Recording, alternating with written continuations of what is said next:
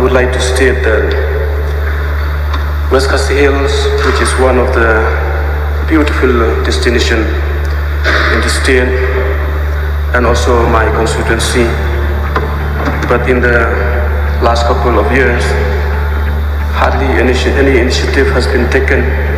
to promote tourism in the area.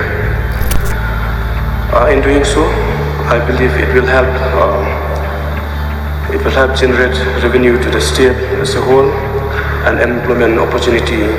to our youth in the area.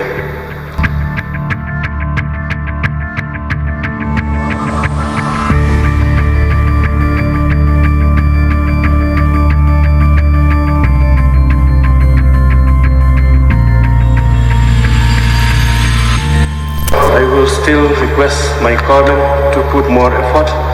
in providing more mobile connectivity in the area in West Khasi Hills, because still now there are still many villages which is still not having any mobile connectivity, and I believe in many areas of the state, also in the rural area of the state, there are many villages which is still not having any mobile connectivity. So would urge my government to put more effort in giving mobile connectivity.